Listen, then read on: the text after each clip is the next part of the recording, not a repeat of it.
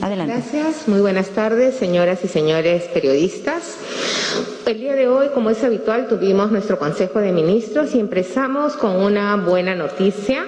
Como recordarán, cuando inició el gobierno de transición y emergencia no teníamos ninguna dosis ni ningún contrato de vacunas.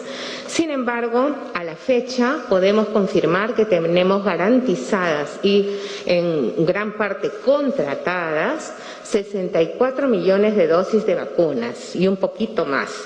Estas dosis de vacunas son el resultado de los contratos suscritos con diversos laboratorios: Pfizer, Sinopharm, COVAX Facility y AstraZeneca.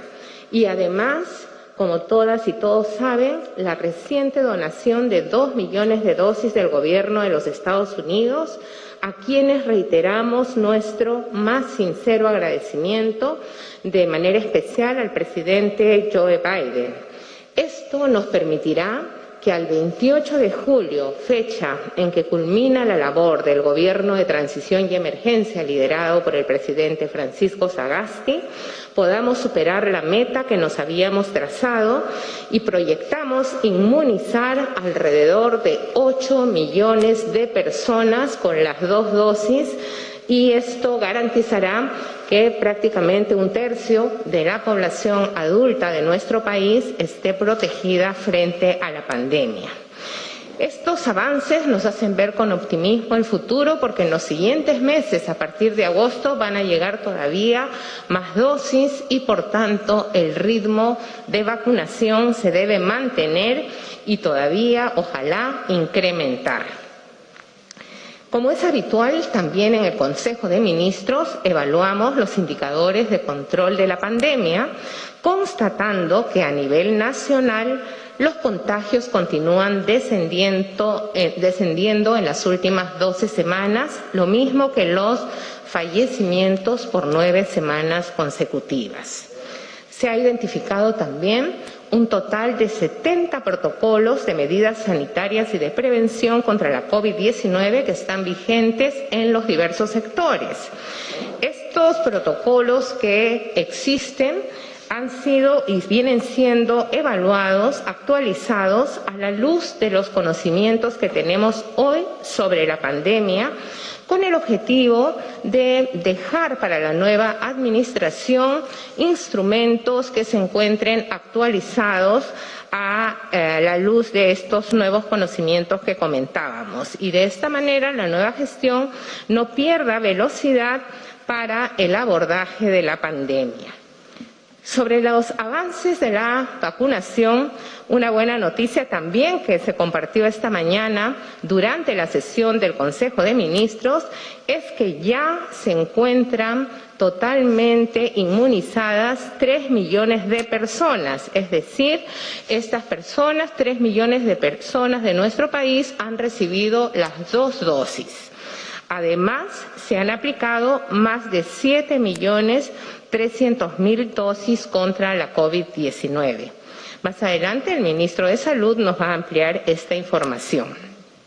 Queremos mencionar también que aproximadamente el 60% de dosis de vacunas recibidas en el país han sido distribuidas a los diversos departamentos y, como se ha anunciado, estamos adelantando las edades de la secuencia de la vacunación.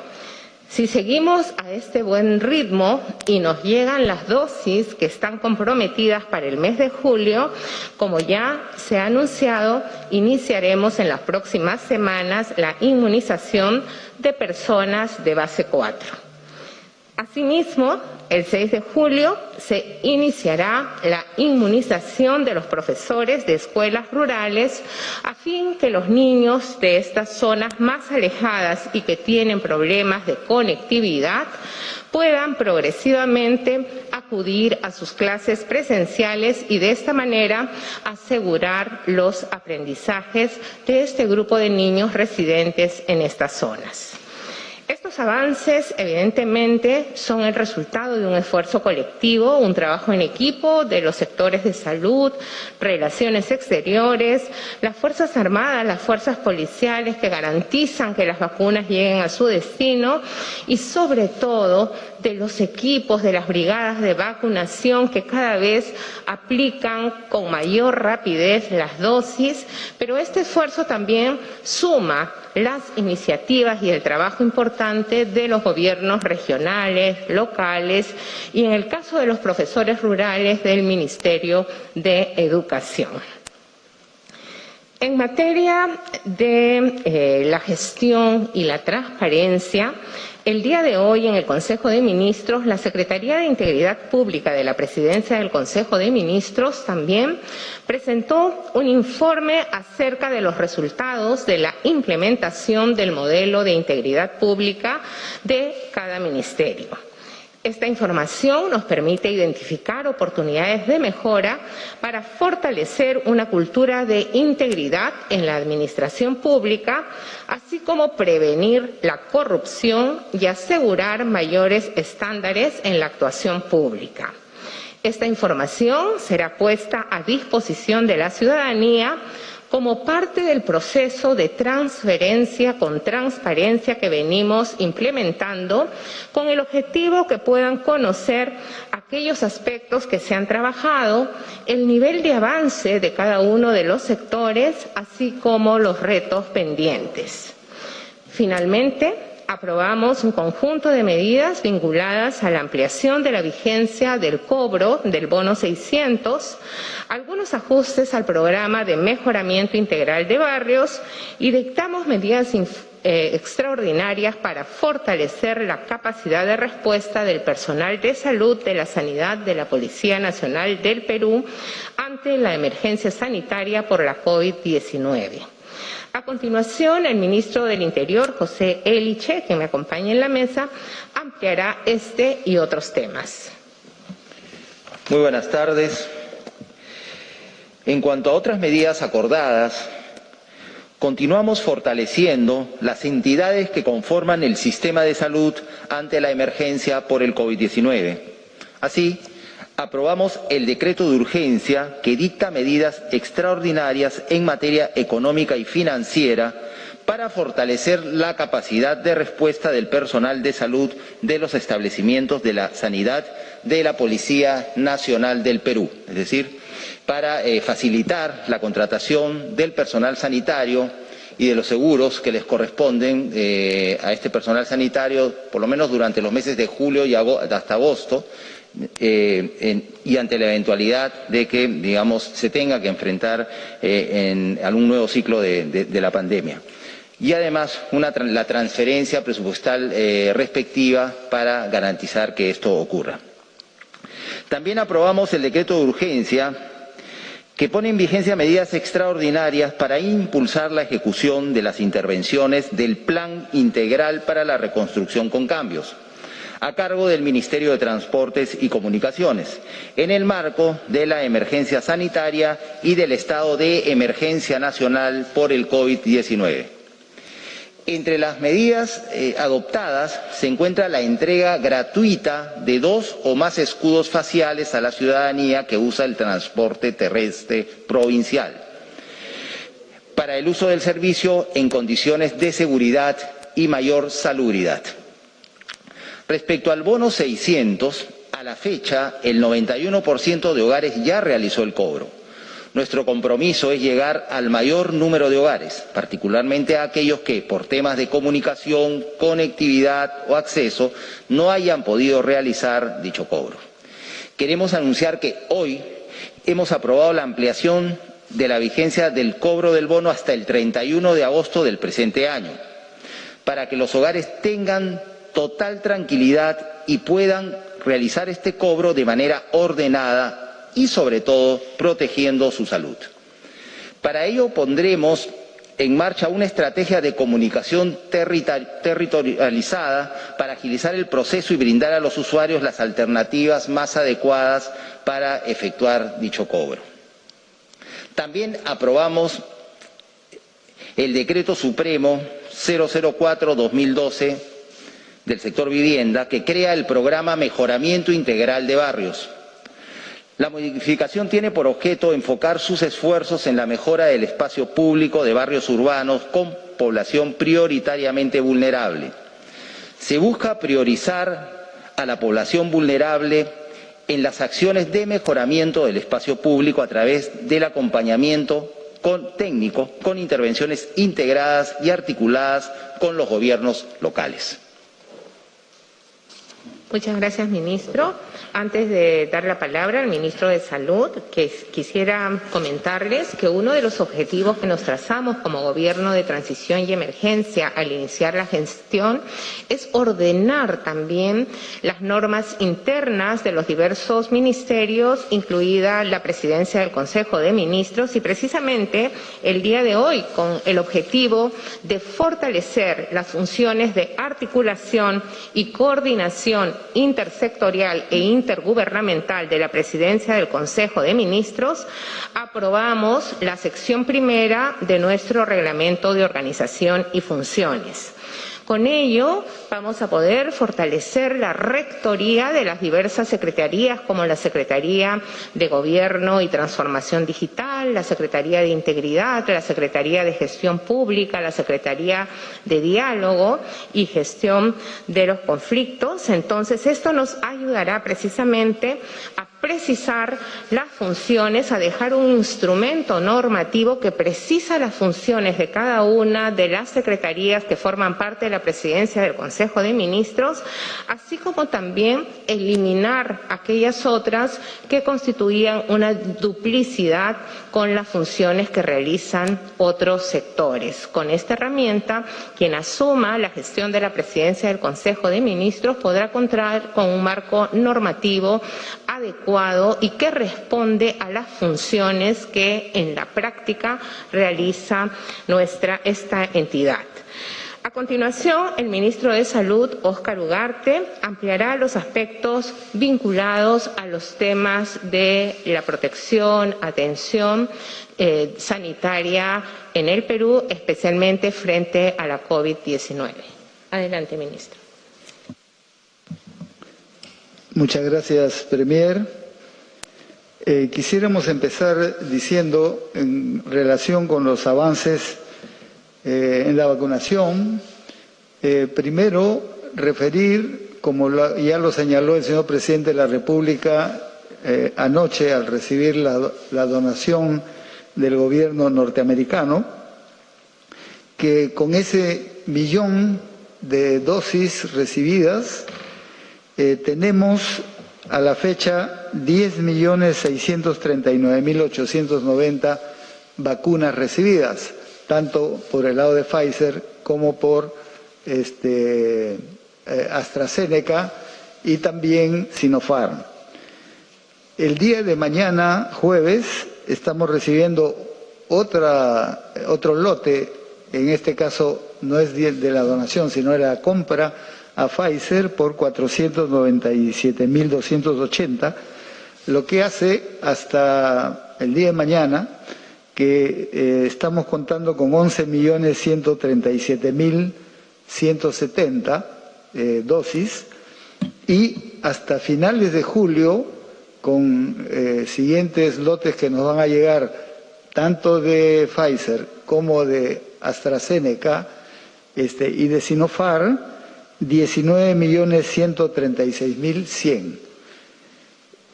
Sobre la base de esta información, de esta gran cantidad de vacunas que vamos a recibir, queremos resaltar que hasta el momento tenemos en aplicación,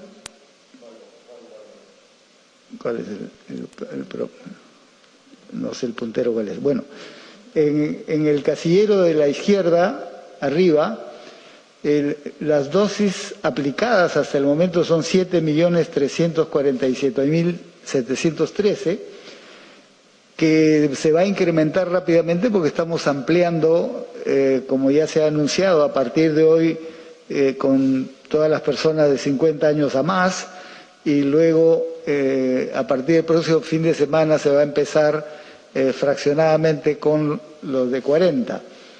De estos 7 millones, 4.342.000 han correspondido a primera dosis, pero lo más importante, como ya señaló nuestra Premier, es que el día de hoy, en la mañana, hemos superado los 3 millones de dosis completas. Esto quiere decir no dosis completas, sino personas que han sido vacunadas con las 2 dosis.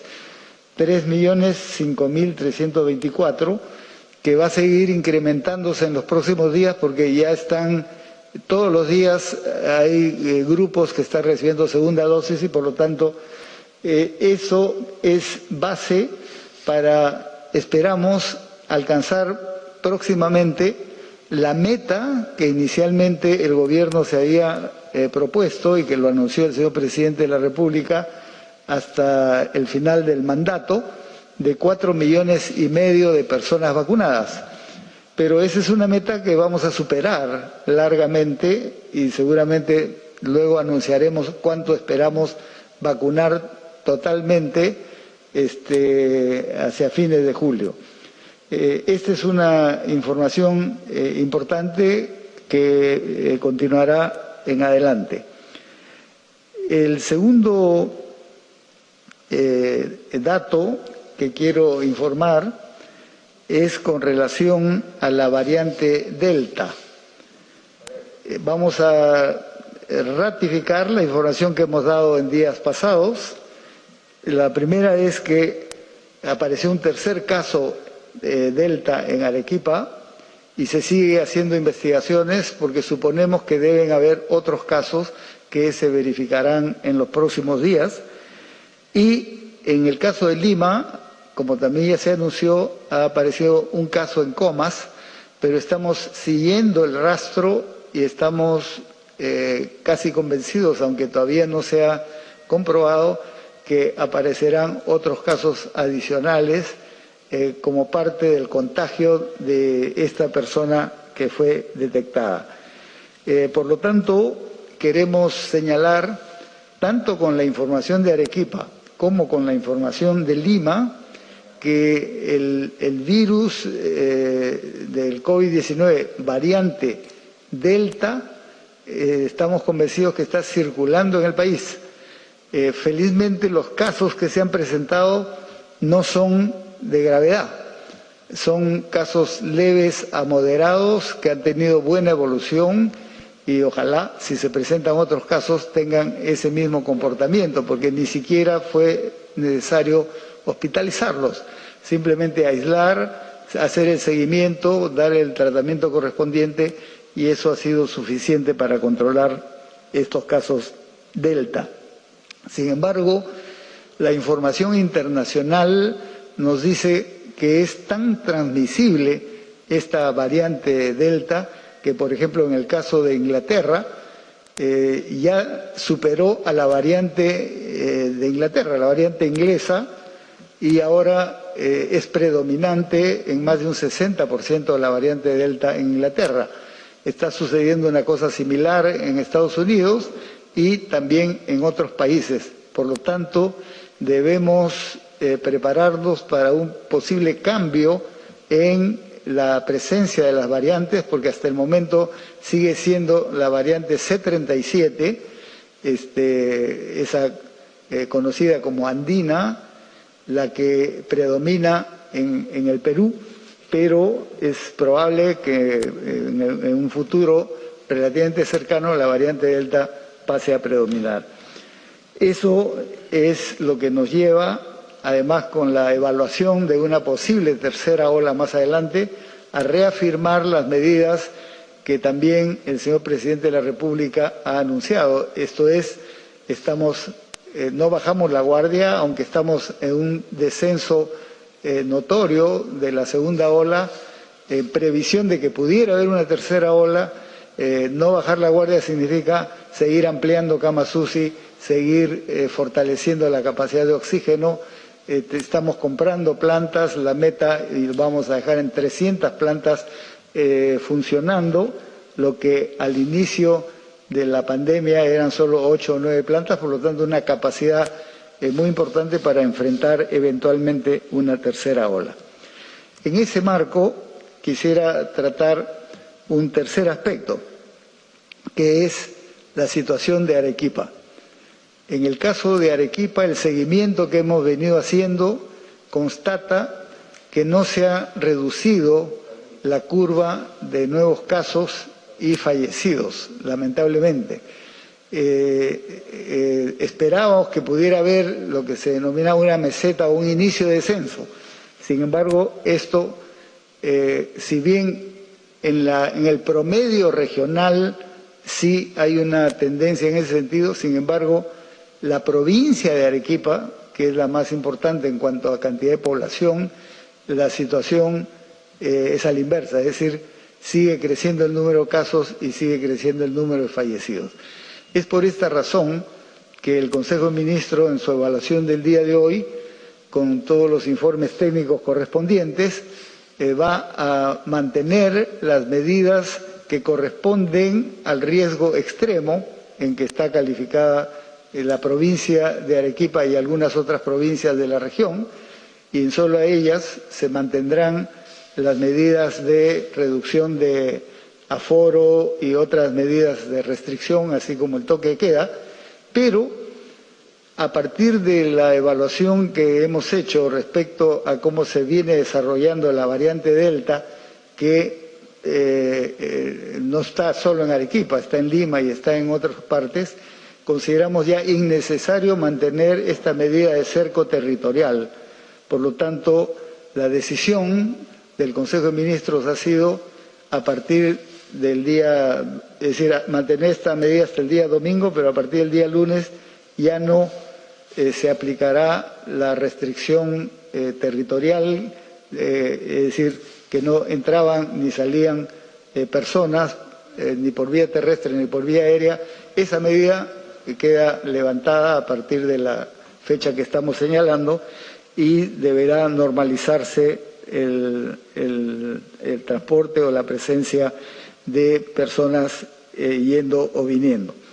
Quisiera concluir con una información que creo que es importante, que es la siguiente. Se ha producido un acuerdo entre la empresa Antamina, una empresa, como todos sabemos, minera muy importante en el país y que tiene sus yacimientos principalmente en Ancash, con el gobierno regional de Ancash y con el aval del Ministerio de Salud. ¿En qué consiste? La empresa Antamina ha planteado un apoyo logístico al proceso de vacunación en toda la región, no solo donde ellos tienen, en la provincia y distrito donde tienen presencia los yacimientos, sino en toda la región, que consiste en lo siguiente. Como está en el cuadro que estamos mostrando, han planteado un plan de 3 fases, que ya se ha iniciado con la fase 1, que tiene como objetivo principal trabajar en más de mayores de los 60 años en 32 distritos priorizados. Esta ha sido una decisión del gobierno regional que incluye a 104.541 adultos mayores, que es la población a vacunar, durante un mes. ¿Y en qué consiste el apoyo logístico de Antamina? Está financiando la contratación de 40 brigadas para ese trabajo y un apoyo logístico con camionetas, es decir, medio de transporte para que esta vacunación sea efectiva. Una segunda fase, que es el mes siguiente, para seguir vacunando a los mayores de 60, pero en el resto de la región, es decir, en el resto del departamento. Estos son 71.040 personas por un mes. Para eso están apoyando con 50 brigadas, con otras 7 camionetas, pero a la vez 65 refrigeradoras que permite mejorar la cadena de frío que tiene la región y 483 termos para el transporte de los vacunadores. Pero a la vez, en esa fase 2, ampliar a todas las demás comunidades rurales pero con una vacunación a partir de los 18 años. Es decir, en esta etapa se va a ampliar a otras edades, tal como está siendo propuesto, pero gradualmente, de acuerdo al plan nacional, es decir, ajustándose al plan nacional y al avance de las diferentes edades, para ello el apoyo logístico que ya se señaló. Y en la fase 3, que ya está pensado para el resto de la región, es decir, de 18 años a 59 años, que es una población de 616.224 para los 3 meses subsiguientes, que más o menos coincide con el último trimestre del año. Son el apoyo de financiamiento de 108 brigadas con 14 camionetas. ¿Esto qué significa? Significa un apoyo logístico muy importante para la región, que se adecúa al plan nacional, que incluye, como ya hemos señalado, grupos etarios, y ahí donde se habla de las comunidades se agrupa y se vacuna territorialmente para facilitar la protección de conjunto de estas comunidades rurales. Quiero terminar diciendo que la empresa Antamina, que originalmente había pedido, como otras empresas, importar vacunas, y sobre lo cual siempre hemos dicho nadie está impedido de importar vacunas si cumplen con las normas de ley. En esta oportunidad nos ha dicho que la verdad no necesitan importar porque quien está aportando con las vacunas es el gobierno. Y por lo tanto lo que ellos apoyan y valoran fundamentalmente como su aporte por responsabilidad social es, en las condiciones que hemos señalado, financiar brigadas, apoyar con camionetas para el transporte, refrigeradoras, etcétera. Nos parece un modelo que podía ser muy bien aplicado por otras empresas que quieran asumir responsabilidad social en el proceso de vacunación, como nos ha sido ofrecido por diferentes empresas que no mencionaremos en este momento, pero que probablemente se va a ir concretando y lo informaremos después. Muchas gracias. Muchas gracias, señores ministros. Entonces vamos a dar pase a las preguntas. Quiero pedir, por favor, que sea solo una pregunta por medio, porque tenemos 5 medios de Lima y 3 medios regionales conectados. Damos pase a Romy Guamaní, de TV Perú.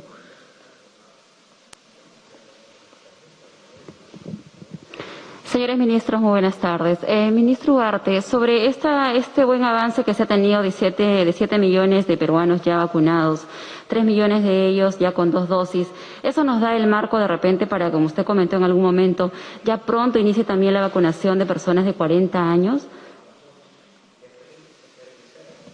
Sí, efectivamente, como hemos señalado, estamos avanzando a un ritmo mayor al que nosotros habíamos previsto, por una sencilla razón: estamos recibiendo más vacunas de lo que habíamos previsto recibir y tenemos la capacidad suficiente para aplicar. Es por eso que, por ejemplo, originalmente solo habíamos previsto mayores de 60 años hasta 28 de julio, pero ya casi hemos concluido con esta franja de edad, y es por eso que hemos anunciado la de 50 años en adelante.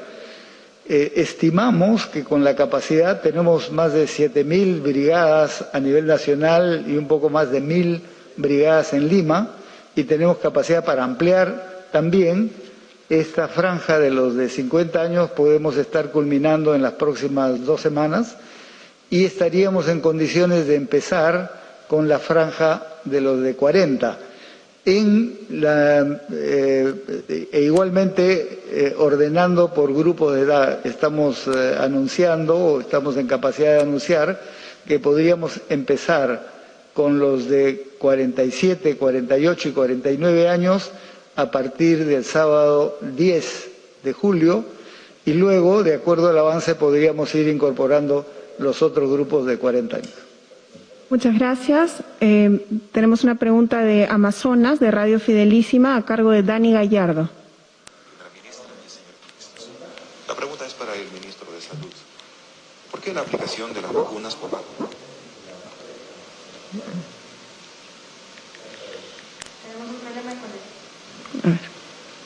¿Por qué la aplicación de las vacunas por rango de edades solamente avanza en Lima, Callao y 2 o 3 regiones? ¿Qué pasa con el resto del país, como en el caso de Amazonas, donde solo en las capitales de las provincias se está vacunando a mayores de 60 años, mientras que en los distritos recién la próxima semana vacunarán la segunda dosis a los mayores de 70 años? ¿A qué se debe esta situación? Con mucho gusto quisiera presentar otra lámina de las que estaban. La siguiente, esta, si se pudiese ampliar un poco. Mire, el avance a nivel de las diferentes regiones no es en función de que les demos más o menos vacunas, es en función de la capacidad de vacunación de cada región. Se ha mencionado el caso de Amazonas. Como se puede ver, en el caso de Amazonas, es la tercera fila, ha recibido un porcentaje, digamos una cantidad de 58.000 vacunas de AstraZeneca, ha recibido también una determinada cantidad de Sinopharm, y si nosotros hacemos la suma global entre lo recibido y lo aplicado, ha recibido 159.782 y ha aplicado 60.613, es decir, un 37.93%, está por debajo del 40% de aplicación. Ahí hay un problema. Estamos, si se compara con otras regiones que están más del 80, 90%, es un problema de gestión regional sin duda. Y lo que nosotros queremos es brindarles todo el apoyo para que puedan cumplir, pero obviamente no podemos enviar más vacunas si no se están aplicando las que ya se han enviado.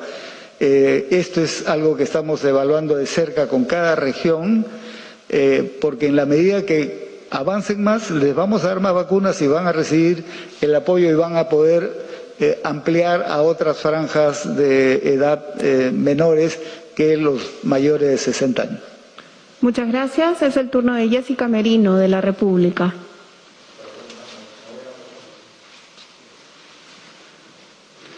Buenas tardes, ministro. Mi pregunta es dirigida para el ministro Ugarte. La primera es con respecto a la insistencia que siguen haciendo las empresas de cine con vender alimentos en sala. ¿Cuál es el criterio sanitario que el gobierno está evaluando para no autorizar o autorizar esta comercialización de snacks en estas salas de cine? Y la siguiente pregunta es con respecto a los adhesivos de los octógonos. ¿Qué criterios se están considerando desde el MINSA para que los octógonos adhesivos se sigan utilizando en productos importados? Y con respecto adicionalmente a la variante Delta, el viceministro de Salud, el señor Rosell, nos indicó que todavía se estaba haciendo el secuenciamiento a estos 5 pacientes o familiares del paciente de la variante Delta de aquí en Comas, si es que ya se detectó si tienen la variante Delta o no. Sí, empezando por esto último, sigue el secuenciamiento. En la medida que tengamos mayor información, responderemos con precisión. Pero efectivamente esa sospecha se mantiene. Con relación a lo de los octógonos, lo que se ha acordado es que se mantiene obviamente el criterio de respetar los octógonos. La discusión no está ahí, porque ahí está claro que esa es una norma en función de la alimentación saludable que debe mantenerse. La discusión es si la referencia y el señalamiento de los octógonos es impreso en el envase o si es un sticker que se aplica, o sea, un pegativo que se aplica en cada uno de ellos. La norma es que debe estar impreso y eso es lo que se está indicando y que ya no hay postergación respecto a esa precisión más allá del 30, es decir, de la fecha que vencía esta ampliación. Una cosa diferente hemos aprobado para los productos importados, porque el argumento ahí es que otros países no piden ese requisito y por lo tanto no podrían hacer envases diferentes en general. Entonces el envase que ellos traen, ahí sí se va a mantener por una ampliación del plazo con el sticker. Y la otra pregunta está... en sala de cine, ok. Ahí hay dos criterios que están en evaluación y trabajándose. Uno es el aforo, y eso ya está definido en la norma y al parecer sobre eso no hay cuestionamiento. Y el otro tema es si los alimentos que expenden, que los dueños de los cines o administradores argumentan que es económicamente un elemento fundamental para su perfeccionamiento, eso está todavía en evaluación y todavía se va a decidir más adelante. Muchas gracias. Es el turno de Jaime Calapuja, de Radio Onda Azul de Puno. Mi nombre es Jaime Calapuja Gómez, de Radio Onda Azul Puno. Mi pregunta es la siguiente. En la región Puno se priorizó la vacuna AstraZeneca, pero debido a una pésima estrategia de comunicación sobraron varias dosis, ya que los adultos mayores de 60 años no quieren vacunarse por temor a reacciones como la trombosis y otros mitos. ¿Se tiene información de la cantidad de vacunas vencidas? ¿Hay estrategias de comunicación efectivas para animar al público a vacunarse en coordinación con las direcciones regionales de salud? Finalmente, desde el Ministerio de Educación informaron el desarrollo de clases semipresenciales en el sector rural en el presente año. ¿Hay fecha de vacuna para los docentes? Y por último, en el caso de Puno, preocupa el nivel de contagio de variantes COVID provenientes de Arequipa y La Paz, Bolivia, ante una posible tercera ola. ¿Se tiene un plan de trabajo?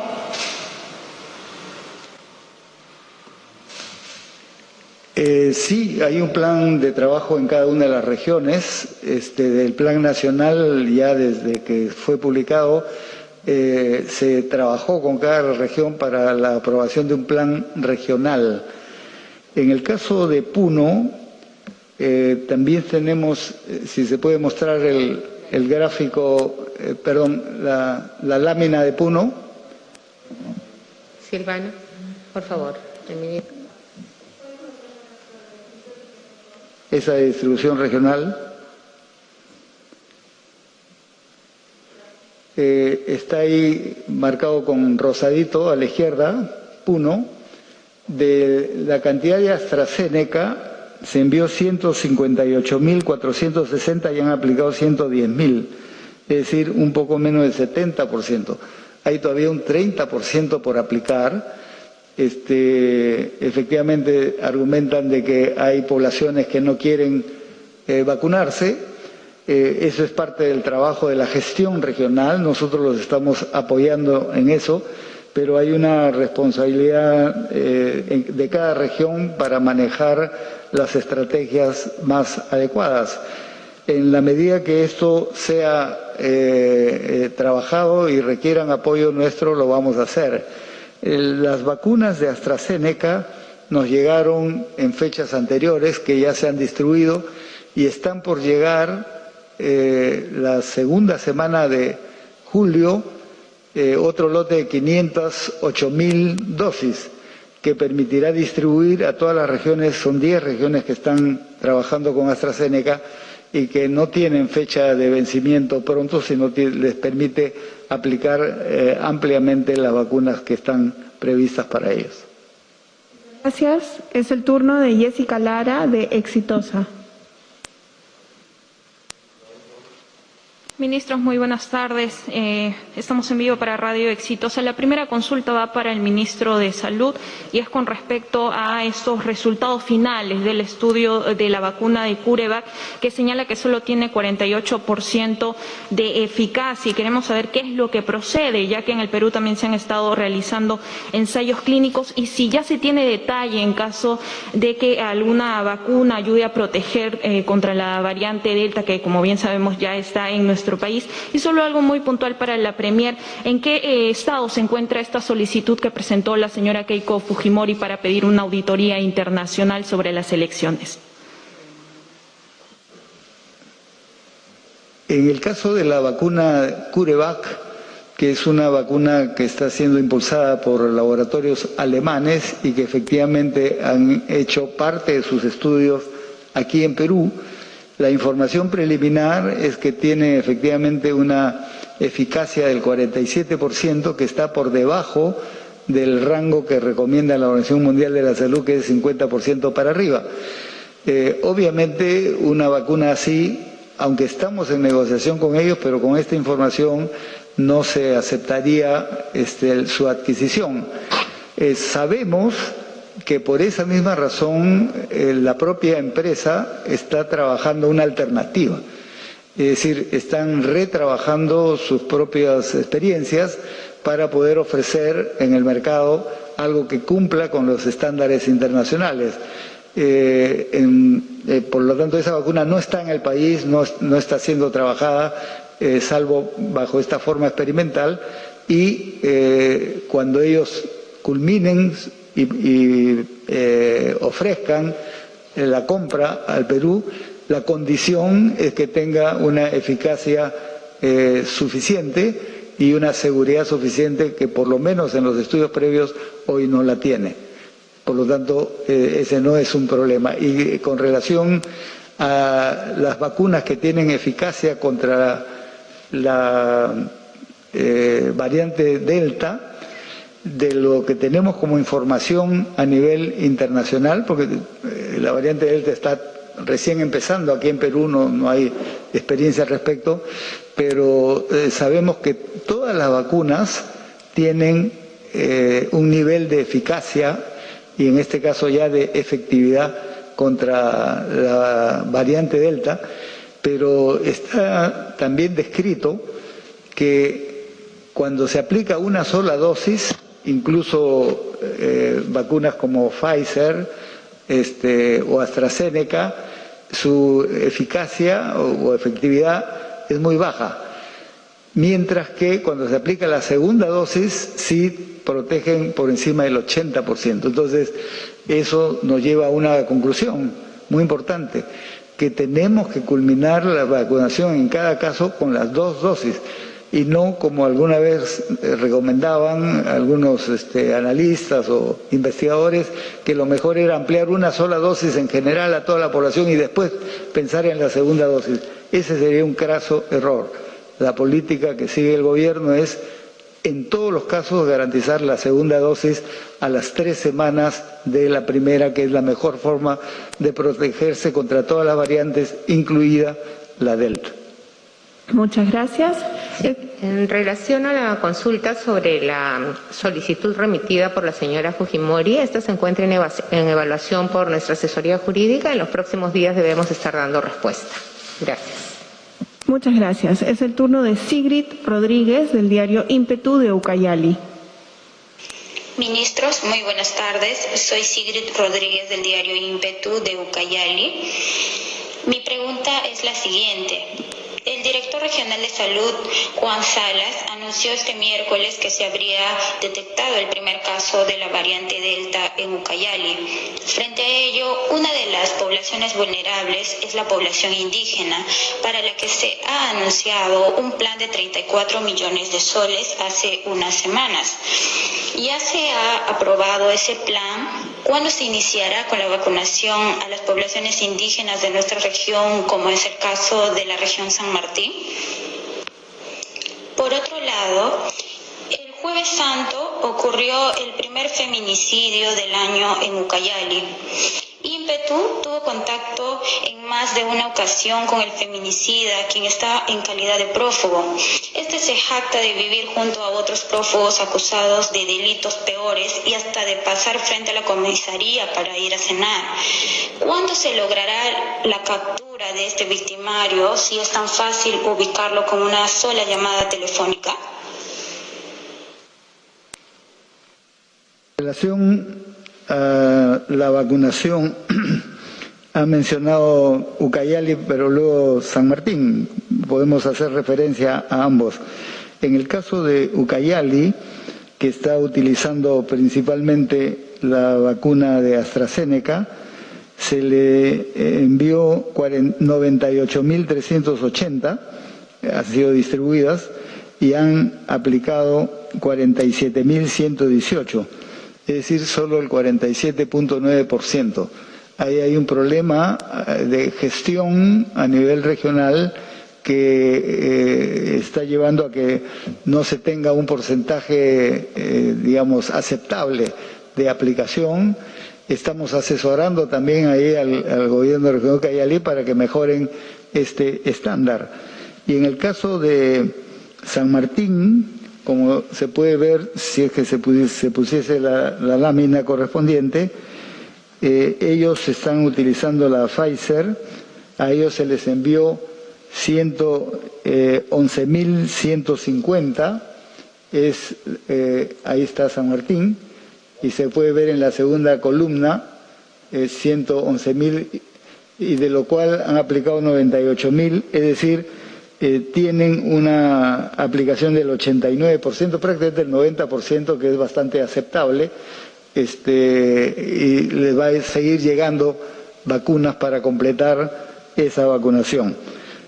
Por lo tanto, podemos en cada caso hacer una evaluación, eso es lo que estamos haciendo, y estamos viendo cuáles son las razones y estamos apoyando ampliamente.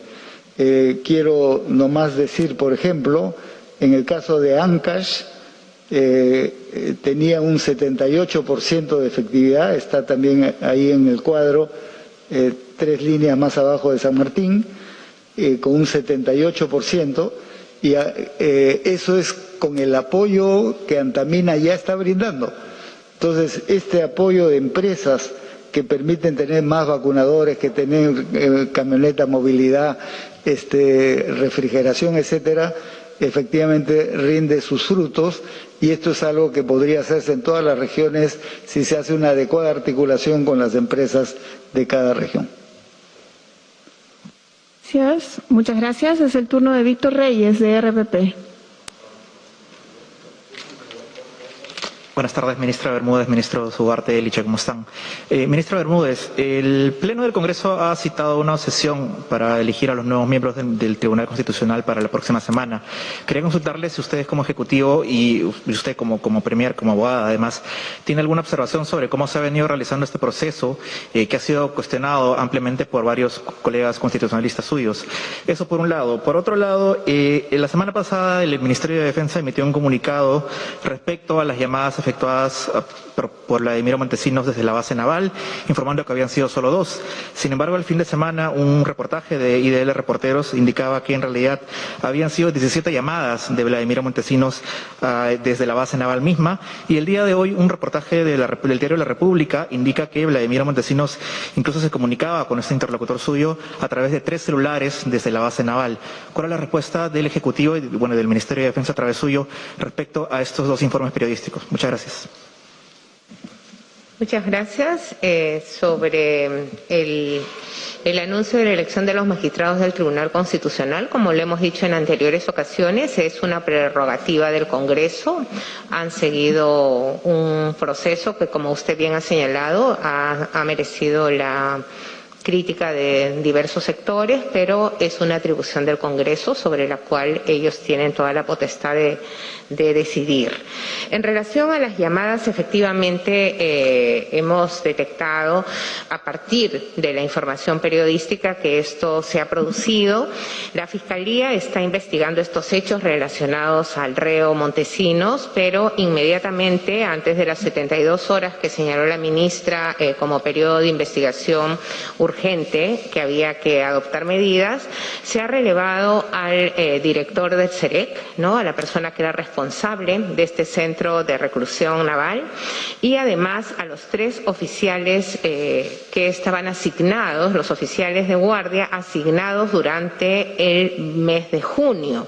Ellos han sido puestos a disposición de la Dirección de Administración del Personal de la Marina de Guerra, y inmediatamente se ha aperturado una investigación como corresponde para las sanciones disciplinarias a las que hubiere lugar.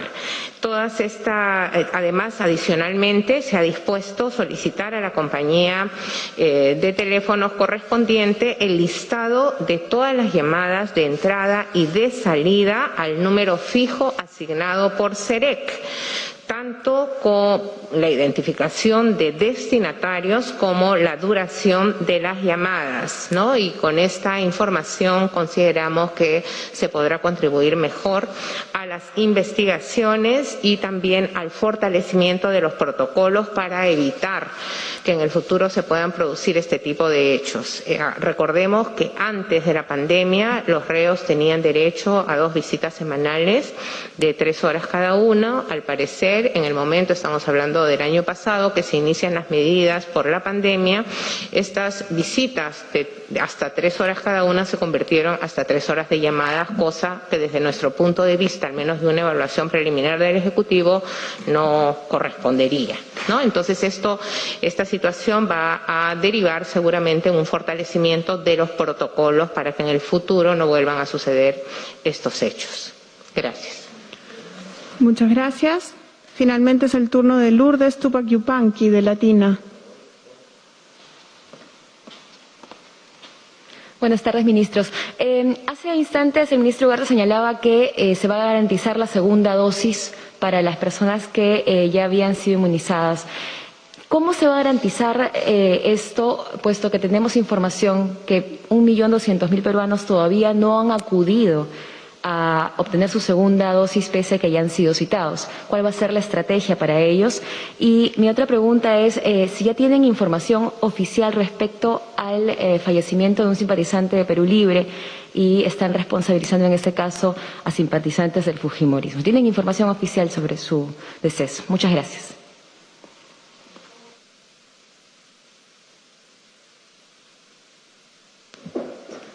Con relación al proceso de vacunación, hay 2 situaciones sobre las cuales estamos trabajando. Una primera es entre las vacunas que hemos enviado a las diferentes regiones para la población de adultos mayores, nos dicen que han vacunado una determinada cantidad. Sin embargo, cuando evaluamos cuánto de eso que una determinada región nos dice haber vacunado y chequeamos con lo que han notificado en el registro oficial de vacunados, hay una diferencia que en su conjunto es más o menos de 1.200.000 dosis. Entonces, ahí hay un problema de gestión, no en la aplicación, sino en la notificación. Y les estamos pidiendo que notifiquen, es un problema de digitación, para que se actualice la cifra real de vacunas aplicadas. Pero también hay un problema con población que, de acuerdo a las cifras de RENIEC que existe en cada región, hay una franja, un margen de población que no está siendo vacunada, es decir, que no asiste a la vacunación. Ahí lo que primero queremos analizar, y eso hemos encargado a los organismos técnicos, es que se compare esa población con la población de regiones que se ha vacunado en Lima. Hay una cantidad que estamos tratando de determinar en volumen, pero sabemos, porque los medios también han constatado, personas que dicen están viviendo en Lima, pero su DNI es de Huancavelica. Entonces, bastaba que presenten un comprobante, digamos, de pago de luz eléctrica o servicio de agua del domicilio donde están viviendo, que puede ser un familiar, una persona cercana, y se les ha vacunado, sin problemas. Pero eso que hemos vacunado en adición en Lima está faltando en la región. Vamos a hacer un cotejo para determinar cuál es el faltante real en las regiones. Porque esos que están faltando en regiones, si ya están vacunados en Lima, santo y bueno, eso no es problema.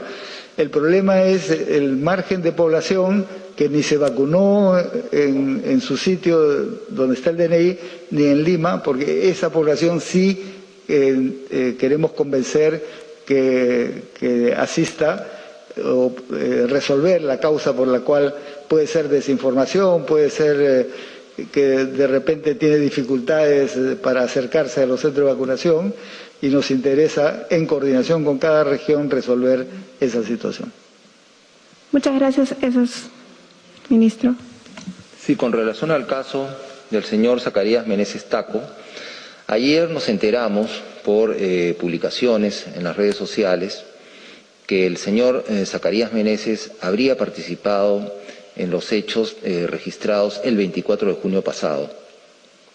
La policía no había recibido ninguna denuncia al respecto que alguien hubiese resultado herido en eso durante ese enfrentamiento que hubo entre personas que estaban cerca del Jurado Nacional de Elecciones. Dicho sea de paso, cuando esto ocurrió, es decir, el 24, la Policía Nacional, a través de la Región Policial Lima, tomó las medidas inmediatas y accionó para evitar que esto vuelva a ocurrir.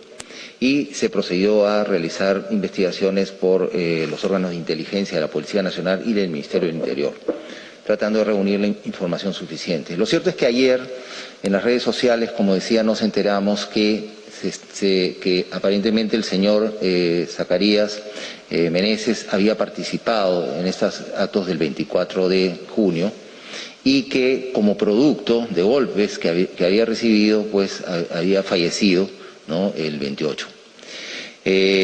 Como esto continuó, digamos, a pesar de que apareció un certificado de función general donde se atribuía como causa de muerte la cirrosis, se dispuso una investigación inmediata por cuenta de la División de Homicidios de la Dirección de Investigación Criminal. Esto dio resultados casi inmediatamente, pero recién pudimos difundir esos resultados a través del comandante general de la Policía Nacional del Perú por la mañana, porque faltaba un dato entre lo que se había conseguido durante la noche. Y es que el señor Zacarías Meneses ingresó en realidad el 22 al Hospital 2 de Mayo, el 22 de junio, con un cuadro de hipertensión y que posteriormente se ha ido agravando y falleció el 28.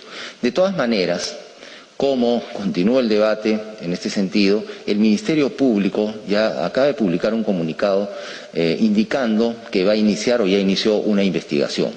Por lo tanto, la Policía Nacional, con el trabajo que venía realizando y lo que solicita el Ministerio Público, se suma a este esfuerzo bajo la dirección del Ministerio Público como corresponde en estos casos.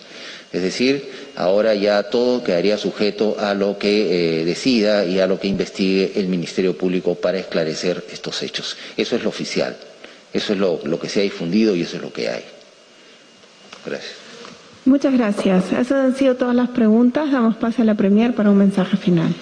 Sí, muchas gracias.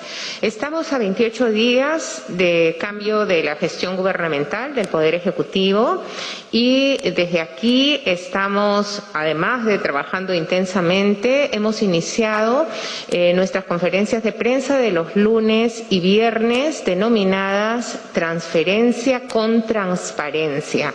Y ello porque, además de hacer la transferencia según las normas que nos indica la Contraloría General de la República, vamos a hacer o hemos iniciado un proceso de transferencia de la gestión gubernamental de cara a la ciudadanía.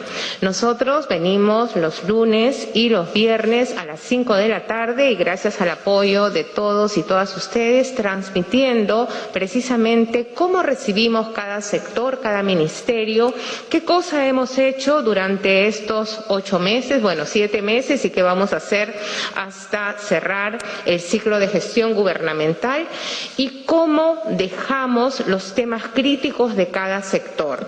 Por eso los invitamos y las invitamos a seguirnos por los diversos medios de comunicación, pero también por nuestra página web, por nuestros medios de comunicación social, porque queremos que la ciudadanía participe desde que hemos iniciado estas conferencias. Además, estamos combinando la participación de los medios de aquí de Lima con los medios de los diferentes departamentos de nuestro país, con el afán de poder llegar con la información al mayor número de ciudadanos y de ciudadanas. Muchas gracias, continuemos cuidándonos.